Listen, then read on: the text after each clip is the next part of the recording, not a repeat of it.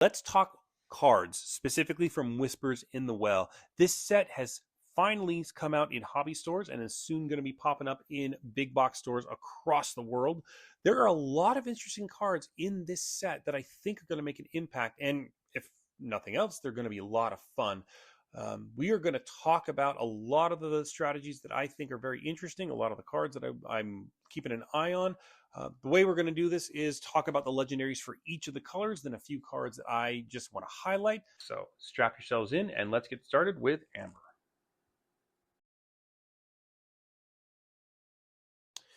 The first Amber legendary we'll look at is Rapunzel, Ready for Adventure. This is an inkable 2-cost Dreamborn hero princess with 1 strength, 2 willpower, and 1 lore.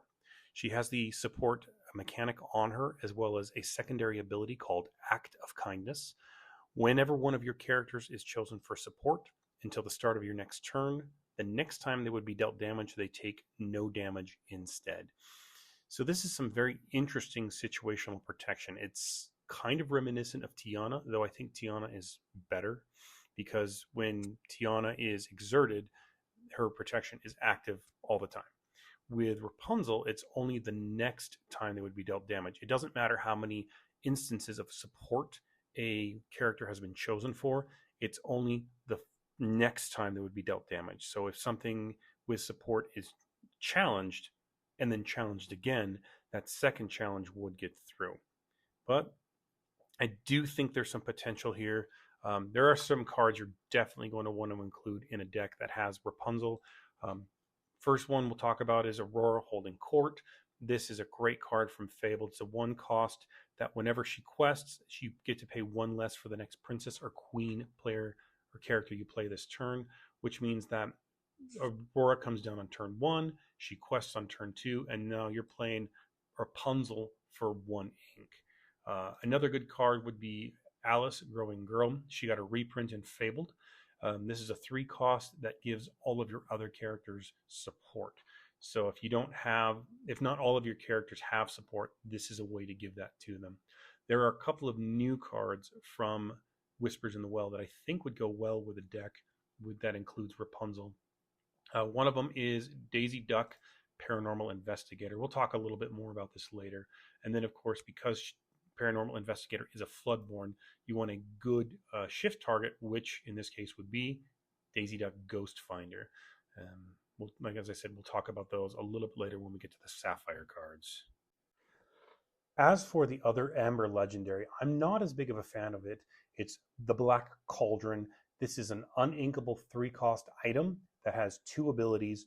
The first one is the Cauldron Calls, which lets you exert the cauldron, pay 1 ink to put a character card from your discard under this item face up. The second ability, Rise and Join Me, lets you exert the cauldron, pay 1 ink, and this turn you may play characters from under this item. My biggest beef with the Black Cauldron is it's just too slow.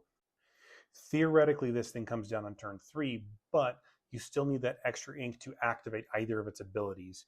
And unless you have a way to ready it during your turn, which there are a few, you're not going to be able to activate this more than once. The other problem is that you still have to pay for the characters you're playing from underneath it when you activate Rise and Join Me. So there are some cards that would work with this if you want to use the Black Cauldron. The first one would be the Horned King, Triumphant Ghoul. This is a brand new one from Whispers in the Well. The main synergy here is that his ability is Grand Machinations. During your turn, if 1 or more cards have left a player's discard this turn, this character gets +2 lore. So you get 3 lore on a 2-cost body. Not a bad return, but again, it's really hard to pull that off. As for the other cards, you'll want to ready the Black Cauldron multiple times so you can use its ability more than once in a turn. So first would be Prepare Your Bot, which for 1 ink you can ready a chosen item. The other one would be Castle of the Horned King, which is a new one from Whispers in the Well. It's a 1-cost location. Once during your turn, whenever a character quests while here, you may ready chosen item. It's a couple of hoops to jump through. So again, I'm not a big fan of the Black Cauldron. The art on the Enchanted is especially pretty, but I don't think this one's going to see very much play at all.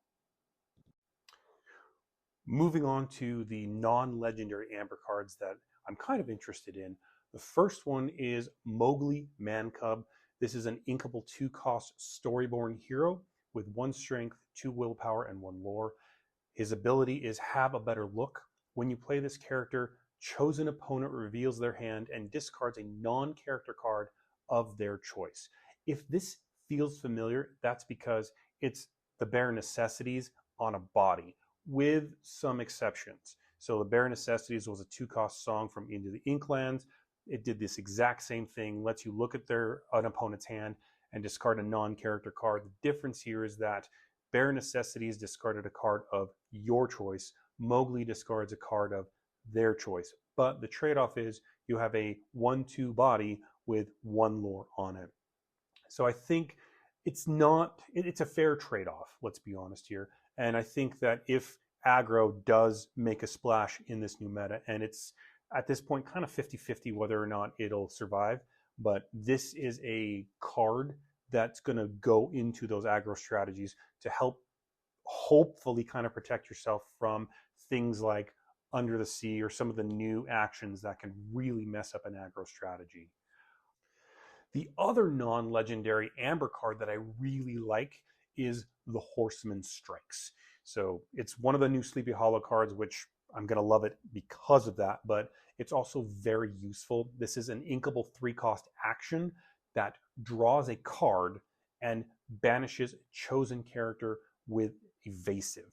So the nice thing about this is, with evasive being so prevalent in the meta, this card is going to do some work. It'll take out Dumbo, Ninth Wonder of the Universe. It'll take out Elsa, the Fifth Spirit. And if Ruby Sapphire starts making a comeback, which I kind of suspect it will, it'll also deal with Maui Half Shark. The other nice thing about it is it's going to replace itself by drawing a card. So you play it, you draw a card, you're not down one. You can probably expect to see a copy or two of this in any Amber deck that you're running up against. So if you have evasive characters, just be aware you might see this against Amber. So moving on to our Amethyst legendaries, the first one we'll talk about is Demona, Scourge of the Wyvern Clan. She is an inkable 6-cost Storyborn villain gargoyle sorcerer. That is a lot of characteristics. She's got 5 strength, 6 willpower, and 2 lore. She's got 2 abilities on her. Add Saxium Commutate. When you play this character, exert all opposing characters. Then each player with fewer than 3 cards in their hand draws until they have 3. That is so incredibly powerful. The ability to exert down your opponent's board cannot be overlooked, especially in the strategies that Demona will go into. We're talking Blurple, we're talking Amethyst Steel, we're talking Amethyst Ruby, which I've play tested her in that kind of a build, and it's very good. She's going to come in and she's going to help you control that board so powerfully. The other part of that, where each player with fewer than 3 cards gets to draw up to 3 cards, it's not a huge downside, because if you're low, you get to add gas. And with your opponents, if they're that low, 3 cards probably won't make a huge difference compared to the fact that they're probably about to lose their board.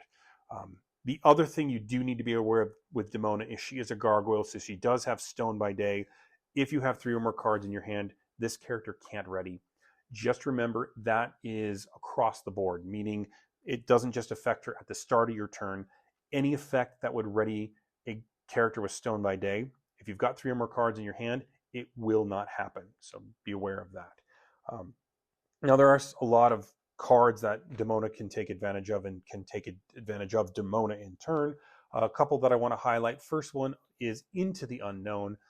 Blurple's going to have a field day with this, where you've got something you want to remove, your opponent refuses to exert it, so you can just use Into the Unknown, drop Demona, no longer a problem.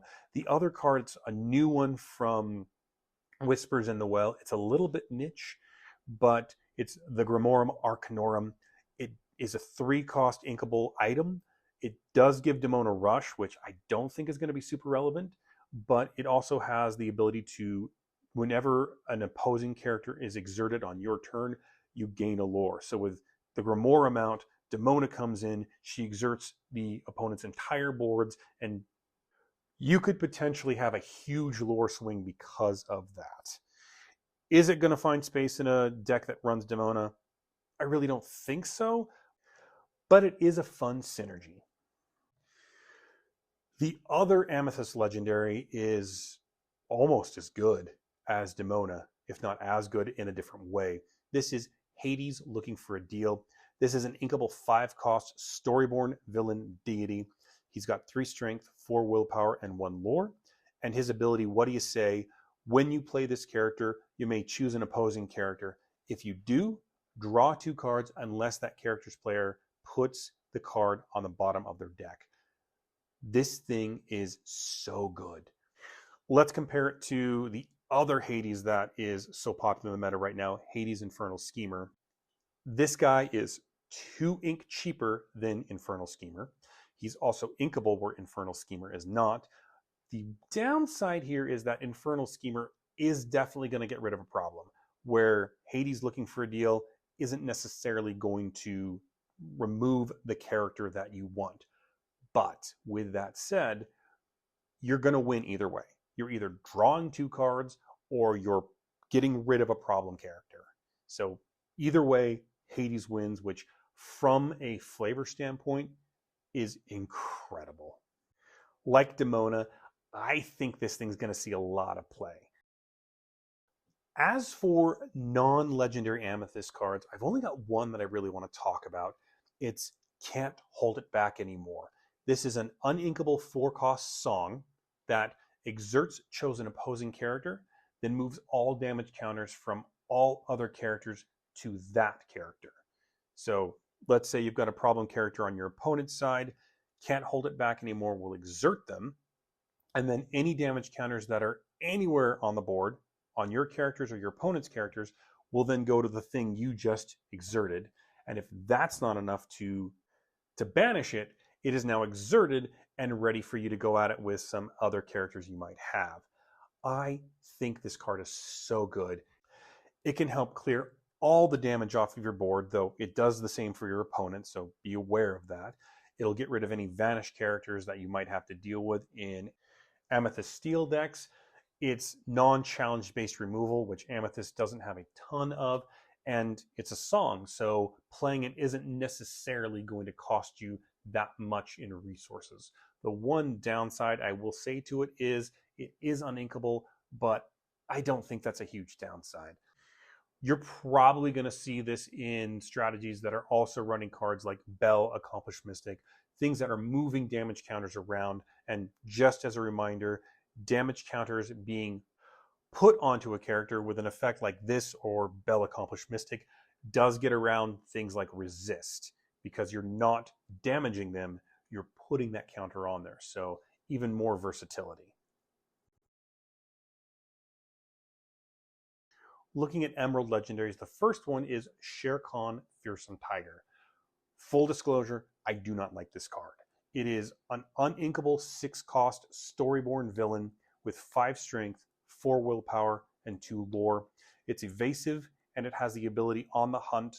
Whenever this character quests, banish chosen opposing damaged character, then you may put 1 damage counter on another chosen character. This thing is super slow, it's uninkable, it's 4 willpower, is susceptible to being removed by some of the new songs that came out in this set, as well as things like Strength of a Raging Fire, or the previously mentioned The Horseman Strikes. It's just too slow to really do anything, so I believe this is going to be one of those bulk legendaries that never sees actual play. The other Emerald Legendary is a little bit more interesting. It's Webby Vanderquack, Junior Prospector. She's an inkable 4-cost Floodborn ally, 2 strength, 4 willpower, 2 lore. Her shift cost is 2. She has ward, and her ability is Work Smarter. Whenever this character quests, if an opponent has more cards in their inkwell than you may put the top card of your deck into your inkwell face down and exerted. So this card I think is great on the draw. Or if you're playing against Sapphire, which can ramp itself very well. She has a decent lore value for such a modest cost, and she does protect herself. Now, while I'm not a huge fan of effects that blindly pull cards from the top of your deck, There are cards that you can play with her to help mitigate that. There's a brand new one in this set called Henwen's Visions. It's a inkable 1-cost action that lets you look at the top 4 cards of your deck and then put one on the top so you know what's there to activate Webby's ability. The other one, probably a little bit more useful, is Aurelian Gyro Sensor, inkable 2-cost item. Its ability is whenever one of your character's quests, you may look at the top of your deck, put it either on the top or the bottom of your deck. So the way this would work with Webby is she would quest, the gyro sensor would see that, and those 2 abilities would both go into the bag, and you choose which one comes out first. So you could sequence it so the gyro sensor's ability goes off first and then Webby's ability, so you know what's going on.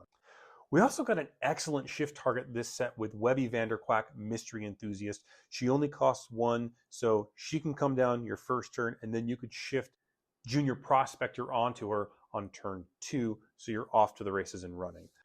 I do like this card, and I actually expect it to see play, especially since Emerald doesn't have a ton of ways for it to catch up a Sapphire deck that can ramp itself very well.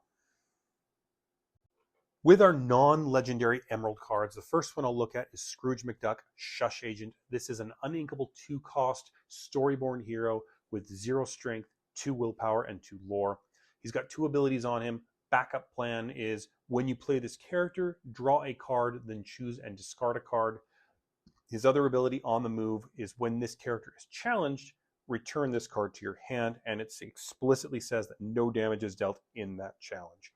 What I like about Scrooge McDuck is that he is a 2 lore character for only 2 ink. I also like the fact that he protects himself by returning himself to hand when he's challenged, which means that you can dig down even deeper, looking at more cards, even at the cost of discarding a card. Because the simple fact is, the more cards that you look at, the better chance you have to win. Now, is this card going to find its way into Emerald decks? I'm not entirely convinced of that yet, because this really feels like more of an aggro style build, and as I said earlier, aggro, it's kind of 50-50 whether or not it actually is going to survive into the new meta.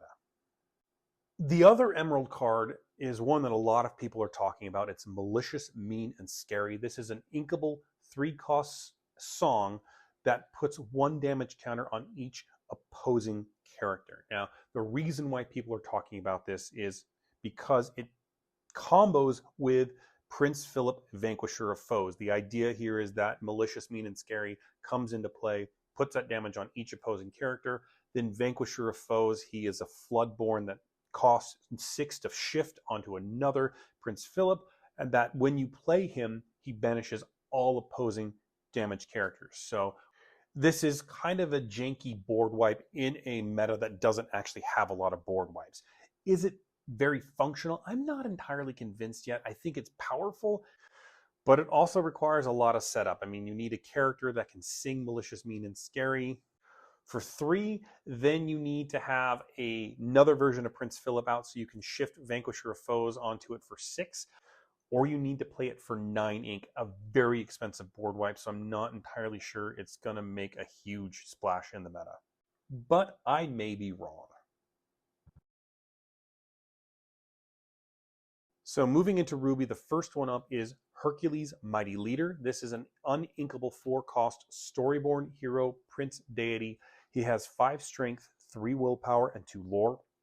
He has 2 abilities. The first one is Ever Vigilant. This character can't be dealt damage unless he's being challenged. And Ever Valiant, while this character is exerted, your other hero characters can't be dealt damage unless they're being challenged. I'm not a huge fan of this card. Like, the situational protection is kind of interesting. He can only be damaged while he's being challenged, and he does afford that same protection to other hero characters if he's exerted. The issue there is it's only hero characters, not your other characters. The other issue here is this ability doesn't actually get around other effects that are pretty prevalent in the meta. Things like Bell, Accomplished Mystic, which puts damage counters onto other characters. This will not protect from that because that is not a damage ability. It is a put ability. Very specific language there. The other factor here is that Ruby really got beat up in the last set we didn't see a ton of Ruby decks pretty much anywhere. And with it just getting back on its feet, I don't really expect to see Hercules make its way into those kinds of decks. The other Ruby legendary is one that I love quite a bit. It's the Headless Horseman, Terror of Sleepy Hollow. I love that name. This is an uninkable 5-cost Storyborn villain with 4 strength, 2 willpower, and 2 lore. His first ability is Leaves No Trace. When you play this character, banish chosen opposing character with 2 strength or less. The other ability is Gathering Strength. During your turn, whenever an opposing character is banished, each of your characters gets +1 strength this turn. So on the one hand, he's kind of a lesser version of Madame Medusa the boss, because he does cost 1 ink less, but he also can't get as wide of a range of characters. It should be noted that the biggest problem in the meta right now, Dumbo, Ninth Wonder of the Universe, the Headless Horseman would not be able to get him. I still think he's going to see some play, though, because he can remove some lesser threats off the board. His secondary ability, though, I don't think is going to be that relevant. It's not going to trigger that often, though I should note that it doesn't need to be the Headless Horseman that does the banishing for all of your characters to get that +1 strength bonus. Whenever an opposing character is banished, doesn't matter how, they're all going to get that bonus. There are some downsides to the Headless Horseman, which I need to be upfront about. He is susceptible, highly susceptible to removal, even something as simple as Fire the Cannons. That'll get rid of him right away. So I really don't expect to see him stick around long enough for that second ability to be relevant, but that's not why you would play him. It would be for that first ability to help remove stuff off the board. Moving on to non-legendary Ruby cards. First one I'll mention is Bronx Ferocious Beast. This is an inkable 3-cost Storyborn ally gargoyle with 6 strength, 6, and 4 willpower. He has 0 lore because he is reckless. He's also a gargoyle, so he has Stone by Day. That is not that big of a downside in this character. Like, Bronx is going to come down turn 3, be able to take out something huge, and whether or not he readies next turn probably isn't going to be relevant, because likely he's taking out something that's going to knock him out anyway. I think this card is fantastic. I've play tested with it. It can remove a lot of problems very easily, so I expect to see this one played not a lot, because I don't think Ruby's going to be huge in the meta, but I do think Ruby's going to show up, and Bronx is going to be a part of that. Next one is kind of Bronx's foil. It's Hermes Harried Messenger. This is also an inkable 3-cost Storyborn deity. He is 3 strength, 3 willpower, 1 lore, and he has Rush. Now, I like this because Ruby doesn't have a ton of Rush left over after rotation, so getting more of it back into the format, for me, is a good thing because, as I said, I love playing Ruby. On the subject of Rush, we have got a brand new item. This is Mushu's Rocket, inkable 1 cost. It's got 2 abilities. I Need Firepower. When you play this item, chosen character gains Rush this turn. It's also got Hitch a Ride. You pay 2, banish this item. Chosen character gains Rush this turn. So you've got 2 swings to give your characters Rush. This is a great replacement for Vitalosphere, which we lost with rotation. The fact that it can give Rush when it comes in for 1 ink, and then do it again for 2 ink, is such a good effect. I think this one's going to see some play. Maybe not in the current meta, but once we start getting more item-heavy decks. My last Ruby card is, I think, a little bit of a sleeper. It's Next Stop Olympus. This is an inkable 2-cost action. If you have a character with 5 strength or more in play, you pay 2 less to play this action. So if you've got a 5 strength character, this is free. It lets you ready chosen character. They can't quest for the rest of this turn, and the next time they challenge another character this turn, you gain 1 lore. I've been playtesting this card in an Amethyst Ruby deck, and it really is quite a powerful strategy. Maui, Half Shark, absolutely loves this card. So Maui's out on the field, he challenges something, then you get to go get a action card back from your discard. You choose Next Stop Olympus, and then you get to play it for free because Maui has 5 strength. You get a lore because Maui gives you a lore when you play an action, and then you challenge with Maui again, gaining another lore because of Next Stop Olympus. You get Next Stop Olympus again, you play it again, etc., so on and so forth.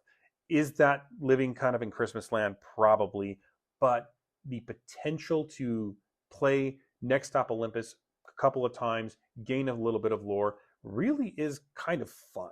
So I will be using this card. I think we'll see it crop up a little bit in this meta, but in the future, I think this thing's going to be a little bit more played, so keep an eye on it for sure. Looking at Sapphire legendaries, the first one up is Cinderella Dream Come True. This is an uninkable 4-cost Storyborn hero princess. She has 2 strength, 3 willpower, and 1 lore. Her ability, Whatever You Wish For, says at the end of your turn, if you played a princess character this turn, you may put a card from your hand into your inkwell face down to draw a card. So, a couple of things to unpack here. First of all, this is not going to go into every Sapphire deck. You need to kind of build around it. You need to have a excess of princesses so it actually triggers more than once. It should be noted, though, that she herself is a princess and her ability triggers at the end of the turn, so she will trigger herself. What's nice about Cinderella is that if you have those princesses, she can turn dead cards that you don't need into ink, letting you draw a card to replace them. Because the card you put into your inkwell, because of her ability, does not actually have to be inkable. Now, this card would work well in a Amber Sapphire Princess strategy. I love that idea. Not entirely convinced that it's there yet, but if you are running a lot of princesses, say in a Sapphire Steel deck with Jasmine and others like that, this card is going to do some work. Cards that you want to surround it with, consider Mulan, consider a Diplomat, which lets you look at the top 4 cards of your deck and put a princess to hand when she quests. Another card that you might consider, again, with that Sapphire Steel strategy, is Jasmine, Fearless Princess, because she will trigger Cinderella, and you can give her Challenger +3 each time you discard a card, which is nice, letting you scale her to answer bigger threats as they come up. The other Sapphire legendary is Daisy Duck Paranormal Investigator. Remember, we talked about this one with Rapunzel back with the Amber legendaries. This is an inkable 6-cost Floodborn hero detective. She has 4 strength, 6 willpower, and 2 lore. Her shift cost is 4, and she has the support keyword. She has another ability stapled onto her, Strange Happenings. While this character is exerted, cards enter opponent's inkwells exerted. That is such an interesting and kind of cool ability to have, sort of setting your opponent's back a turn. Now, I don't suppose that support ability is particularly relevant, but I do like that she has such a high willpower, especially because she has to be exerted in order for her ability to trigger. And that high willpower will necessitate a dedicated response from your opponents to deal with her, and they do need to deal with her. What's nice is Daisy actually has a really cool treatment for the set championship. She is the set championship promo, and they made a change this time around so that everybody will be receiving the full art version of the card. It's just the non-foil version is the promo that everybody receives, and the foil version is for the top 8 finishers. I happen to think Daisy can go into a lot of strategies. She does fit into the detective synergies that are prevalent in this set. And she actually has a really nice shift target with Daisy Duck Ghost Finder, which only costs 2 ink. So you could play her turn 2, turn 3, then get Paranormal Investigator down in very short order. Moving on to our non-legendary cards. First one up is Ichabod Crane, Scared Out of His Mind. This is an uninkable 2-cost Storyborn hero, and I will admit that it's a little weird to see the cowardly Ichabod Crane listed as a hero. He's got 0 strength, 2 willpower, and 2 lore. His ability is Chilling Tale. When this character is banished, you may put this card into your inkwell face down and exerted. So a couple of notes. First one is a 2-cost card with 2 lore. Love that. It's going to force your opponent to deal with it because either they have to get rid of your 2 lore or they're going to ramp you, which is nice. The downside to this card is it sits at a very crowded spot in the meta with Tipo and Sail the Azurite Sea. So maybe we don't see a ton of Ichabod Crane right now, but when the next rotation hits in a few sets, depending on what comes out and what is reprinted, maybe we see more of Ichabod Crane in the future. Next up, I've got Might Solve a Mystery. This is an inkable 4-cost song. Look at the top 4 cards of your deck. You may reveal up to 1 character card and up to 1 item card and put them into your hand. Put the rest on the bottom of your deck in any order. I do not expect to see this card show up a ton, if at all, with the Whispers in the Well meta. I'll be perfectly honest. However, the reason why I wanted to point this card out is they've hinted that Winter Spell will have more items. They've talked about Darkwing Duck having a lot of gadgets. So I think we're going to see more items show up, and we might have an item deck make its way back into the meta once that set is released. So this card is going to be more useful once we have better items. So probably don't play it now, but keep an eye on it for the future. Next up is a card that a lot of people have been talking about. It's Spooky Sight. This is an uninkable 6-cost action that puts all characters with cost 3 or less into their players' inkwells face down and exerted.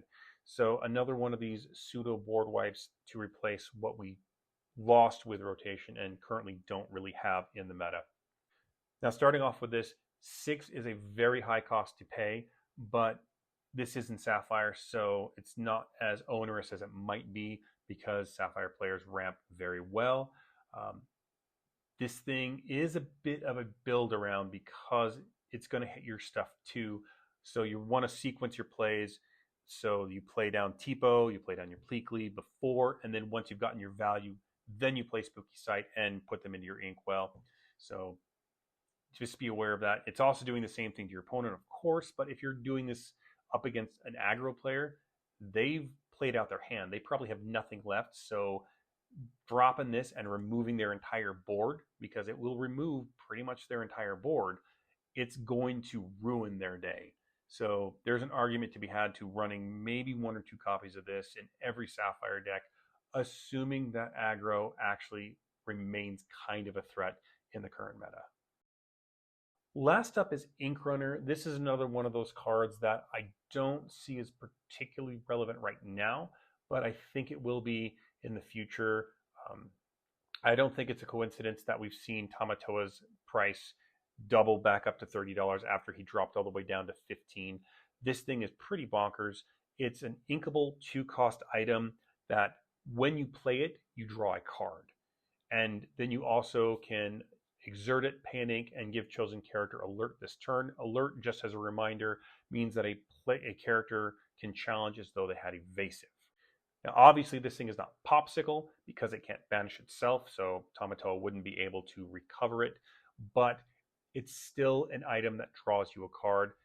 It does cost 2, though, and as we've said earlier, 2 is a really crowded slot in Sapphire with your Tipos, with your Sail the Azurite Seas. So just be aware of that. Again, not for now probably, but for the future. Last up is our Steel Legendaries. First one we're going to talk about is Goliath Clan Leader. This is an inkable 6-cost Dreamborn hero gargoyle. He has 6 strength, 5 willpower, and 2 lore. If you remember all the way back to Demona, that is actually the opposite. She had 5 strength and 6 willpower. So Demona and Goliath, former mates, now enemies, actually will take each other out. He's got 2 abilities, Dusk to Dawn. At the end of each player's turn, if they have more than 2 cards in their hand, they choose and discard cards until they have to. If they have fewer than 2 cards in their hand, they draw until they have to. Again, as a gargoyle, he also has Stone by Day, so he won't ready if you have 3 or more cards in your hand. What's interesting is Dusk to Dawn actually works very well with Stone by Day, because if you have more than the 3 cards in hand, then it gets you down to 2, and Goliath would ready himself before you would draw the card at the beginning of your turn. Remember, beginning phase is ready, set, then draw. I see this card with a lot of versatility, especially in a meta that still prizes Amethyst, which has been getting even more card draw abilities. The potential to knock their hand down to 2 cards from whatever they've got, I think, is just a powerful ability and will force your opponents to deal with Goliath as soon as they can. I really think that this card might help Sapphire Steel take it up a notch and make it more of a threat in the meta. Is it going to be completely viable? We'll have to wait and see. I'm not entirely convinced, but I have play tested this and I like what I've seen so far. The other steel legendary is one I'm not as high on. It's Prince Charming, Protector of the Realm. He is an inkable 7-cost Dreamborn hero prince with 3 strength and 10 willpower with 2 lore. He is a bodyguard, meaning he can enter play exerted, and an opposing character who challenges one of your characters must choose a bodyguard if they can. He's also got the ability Protective Presence. Each turn, only one character can challenge. So the idea here is that he's going to protect a wide board by making it so only one character can challenge, and that one character will have to go into this giant will-powered bodyguard of Prince Charming. It's good in theory. I don't think it's actually going to see much play. It's a fun jank idea. Maybe in draft or limited, it could make some noise. But I think in constructed play, it's so expensive, and the colors that could make that a little better, like Sapphire Steel, isn't going to have that wide of a board state for him to protect. It's really more of a Amber Steel aggro build, but Amber Steel aggro is not playing something that costs 7 ink. Now, on the subject of non-legendary steel cards, I've got a couple of songs that I really like. First one is But I'm Much Faster. It's an inkable 1-cost. Chosen character gains alert and challenger +2 this turn. So alert means they can challenge if they had evasive. Challenger +2 means they get +2 strength while challenging. What's nice is this can turn even the smallest character, a 1 strength character, into a threat that can take out Dumbo, 9th Wonder of the Universe. Next up is another song, and if you were hoping for an Along Came Zeus getting reprinted, we now have an Along Came Zeus at home. This is He Hurled His Thunderbolt.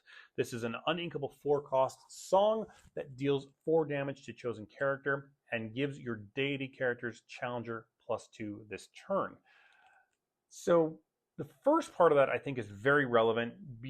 Being able to do 4 damage to a chosen character is great. This is going to remove a lot of problems. Now, it's not quite strong enough to take out something like Maui Half Shark or, say, Hades Infernal Schemer, but it's going to remove a lot of threats from off the board. The fact that it's a song just means you're not going to lose tempo, and maybe that challenger +2 becomes relevant if you're playing either Hades Infernal Schemer in a Sapphire Steel build, or you're playing the new legendary Hades in a Amethyst Steel build.